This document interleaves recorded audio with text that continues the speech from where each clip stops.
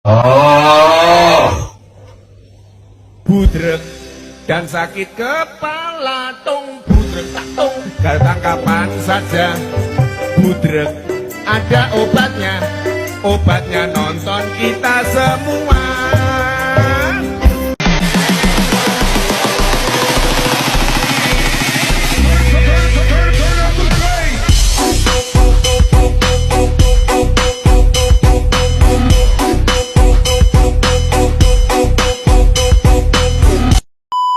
Maaf YouTuber Kanda, yang ini serius.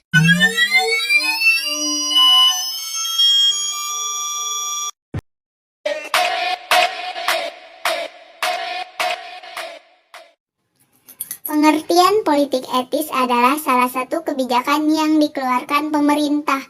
Politik etis ini disebut juga sebagai politik balas budi. Politik etis atau politik balas budi adalah kebijakan yang dikeluarkan oleh pemerintah Hindia Belanda. Kebijakan politik etis ini diterapkan pada tahun 1901. Kebijakan ini adalah gagasan dari Van Deventer. Pemerintahan Belanda memiliki keharusan untuk memajukan kesejahteraan masyarakat.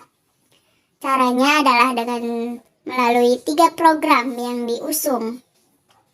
Ketiga program tersebut adalah irigasi, edukasi, dan emigrasi. Dengan demikian, politik etis adalah salah satu kebijakan yang diterapkan oleh pemerintah Belanda di Indonesia. Politik etis ini menekankan pada kewajiban moral mensejahterakan masyarakat Hindia Belanda atau Indonesia. Program politik etis 1. Irigasi. Salah satu program politik etis adalah irigasi. Di dalam program ini, pemerintah Hindia Belanda melakukan beberapa pembangunan fasilitas. Pembangunan tersebut digunakan untuk menunjang kesejahteraan dari rakyat Indonesia. Diberikan sarana dan prasarana untuk mendukung aktivitas pertanian, meliputi pembuatan waduk, perbaikan dari sanitasi, jalur transportasi untuk mengangkut hasil tani, dan lain sebagainya. 2. Edukasi. Program kedua politik etis adalah edukasi. Melalui program edukasi dilakukannya peningkatan kualitas sumber daya manusia atau SDM di Indonesia. Selain itu ditingkatkan pula upaya untuk mengurangi angka buta huruf di masyarakat. Dimulai juga pelaksanaan pengadaan sekolah untuk rakyat, akan tetapi berdasarkan penjelasan dari Soehartono dalam sejarah pergerakan nasional dari Budi Utomo sampai proklamasi 1908 sampai 1945, hanya kaum laki-laki saja yang boleh mengenyam pendidikan pada masa itu, sedangkan kaum perempuan hanya belajar di rumah saja. Emigrasi adalah program ketiga dari politik etis. Emigrasi ditetapkan dalam rangka memeratakan kepadatan penduduk yang terjadi di Indonesia atau Hindia Belanda pada saat itu. Pada tahun 1900, Jawa dan Madura sudah dihuni oleh 14 juta jiwa. Melalui kebijakan ini, didirikanlah sebuah pemukiman baru. Pemukiman tersebut dibuat di Sumatera. Hal ini disediakan untuk tempat perpindahan rakyat dari wilayah-wilayah yang memiliki penduduk yang padat. Kebijakan ini mulai aktif pada tahun 1901. Latar belakang politik etis. Di dalam sejarah bangsa Indonesia tercatat bahwa Indonesia sudah dijajah oleh pemerintahan Belanda. Lama jajahannya adalah sekitar 350 tahun. Selama masa-masa penjajahan tersebut, pemerintah kolonial Belanda menerapkan sebuah sistem tersebut bernama sistem tanam paksa. Di dalam sistem tanam paksa, masyarakat Indonesia mengalami kesengsaraan. Selain itu, masyarakat Indonesia juga mengalami berbagai kerugian. Bahkan kerugiannya terbilang cukup besar. Kerugian itu meliputi material maupun tenaga. Rakyat Indonesia merasakan penderitaan yang sangat luar biasa. Hal ini terjadi karena adanya berbagai penindasan, serta penekanan yang dilakukan oleh pemerintah kolonial kepada rakyat Indonesia. Tanam paksa ini memiliki nama lain yaitu sistem kultivasi. Pada saat diberlakukannya sistem tanam paksa ini, masyarakat diatur untuk menyisihkan sebagian hartanya. Sistem tanam paksa membuat suatu aturan yang mewajibkan setiap desanya menyisihkan sekitar 20% sebagian tanahnya. Hal tersebut digunakan untuk menanami komoditas ekspor. T.H. van Deventer adalah seorang ahli hukum dari Belanda. Ia mengisahkan bagaimana perjuangan dari rakyat Indonesia yang hasilnya justru dinikmati oleh rakyat Belanda. Gagasan yang dikemukakan oleh Van Deventer ini mendapatkan dukungan penuh dari Ratu Wilhelmina. Gagasan ini juga pernah disebutkan di dalam pidatonya pada tahun 1901. Dukungan dari Ratu Wilhelmina juga dibuktikan melalui terbitnya kebijakan baru. Kebijakan tersebut berisi mengenai program-program untuk para penduduk wilayah jajahan.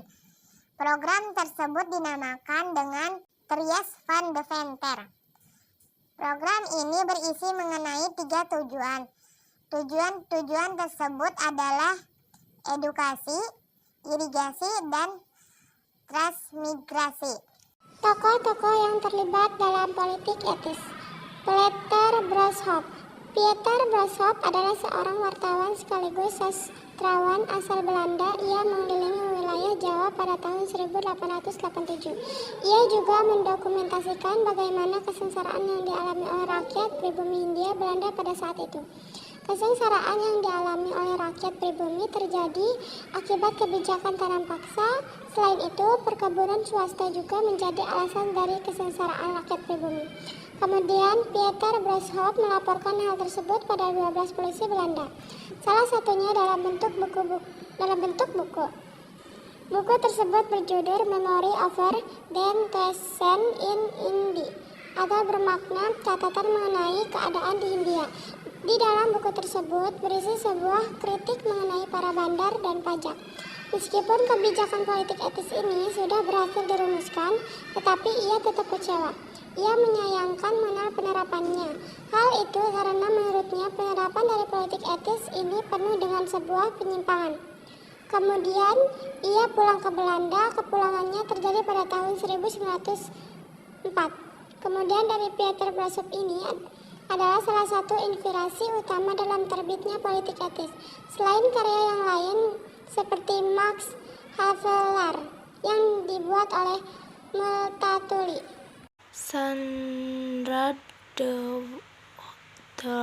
Van Deventer. Van Deventer adalah seorang ahli hukum dari Belanda.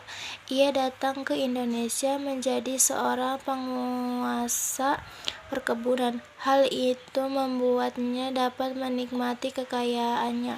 Akan tetapi, meskipun ia menikmati kekayaannya, ia juga berpendapat bahwa perlu adanya perlakuan yang lebih baik. Perlakuan baik tersebut ditunjukkan untuk masyarakat pribumi Hindia Belanda. Kemudian Van Deventer menulis Een Eershulde yang berarti kehormatan. Tulisan tersebut ditulis pada tahun 1899. Tulisan tersebut berarti Belanda memiliki sebuah hutang kehormatan. Hutang kehormatan tersebut juga harus dibayar. Terlibat atas kekayaan-kekayaan yang diterima dari penderitaan masyarakat pribumi. Sebagai anggota parlemen, ia juga menyelesaikan laporannya. Laporan tersebut mengenai kondisi Hindia Belanda. Ia menyerahkan laporannya pada Menteri Daerah Jajahan Edinburgh.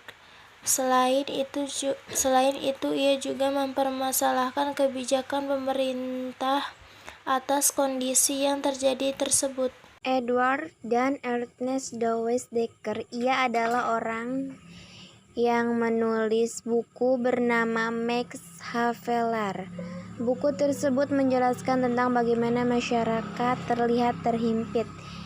Ia menilai bahwa masyarakat terhimpit di antara kepentingan kolonial Belanda sekaligus dari penguasa lokal. Keduanya sama-sama ingin mempertahankan kekuasaannya. Ia juga mempermasalahkan pemerintah yang seharusnya lebih tegas lagi kepada penguasa lokal, sekaligus membangun sistem pemerintahan yang berpihak pada kesejahteraan para rakyatnya. Ernest Douwe Dekker atau Satyabudi adalah keturunan dari Edward Douwe Dekker. Ia memperjuangkan kalangan Indo atau golongan campuran pada saat itu. Kalangan Indo memang terabaikan di dalam kebijakan politik etis. Kalangan Indo tidak termasuk ke dalam orang-orang yang diprioritaskan untuk pendidikan politik etis. Akan tetapi biasa pendidikan ke luar negeri juga terlalu mahal untuk mereka. Ernest Douwe Dekker berharap bahwa pendidikan adalah hal yang dapat diakses oleh semua golongan atau kalangan. Don't hit me, fuck your feelings. The way she took my song, it's a spiritual healing.